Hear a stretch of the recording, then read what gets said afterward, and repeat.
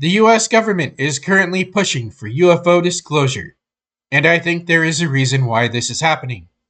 It has to do with Sumer, which is one of the most plausible explanations, but not the only one. A few years ago, there were some researchers that translated a Sumerian tablet. This Sumerian tablet allegedly supported the idea that the Anunnaki would return in 2029. This is only 3 years from now. If some space aliens with bug eyes were to visit Earth in 3 years, then now would be the best time to prepare the public for their arrival. Some people will argue that UFO disclosure is intentionally distracting people from something else, but I would have to disagree with this sentiment. This is because there have been a lot of American and Chinese scientists that have been deleted in recent months. Most of these scientists were working on space-related things. Whatever is going on is related to space in some way, shape, or form. Many people are tying the Sumerian narrative and UFO disclosure together, but I have many issues with the Sumerian narrative. Sumerian lore argues that the gods created humans to be laborers, and humanity couldn't reproduce by itself. This sounds great on paper, but humanity did not start with the Sumerians. Modern humans have been around for 300,000 to 1 million years, depending on who you talk to. And we have been able to reproduce the entire time. We even know that there were people in Japan going back 40,000 years on the other side of the world. They all had the capability to reproduce. Even if you were to be charitable and include the Sumerian king list, then that would only go back 260,000 years.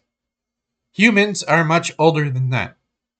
We also know that gods are personifications of natural phenomena and abstract ideas.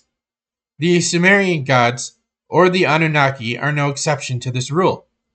We even know that the Sumerian god Enki was syncretized with the Akkadian god Ea.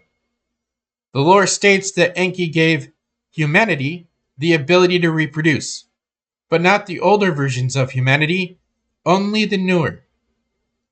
This is not to say that everything the Sumerians wrote down was wrong. It is recorded that an evil wind took over Sumer and people got deleted in droves.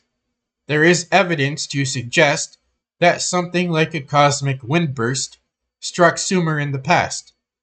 This evil wind that consumed Sumer seems to have happened.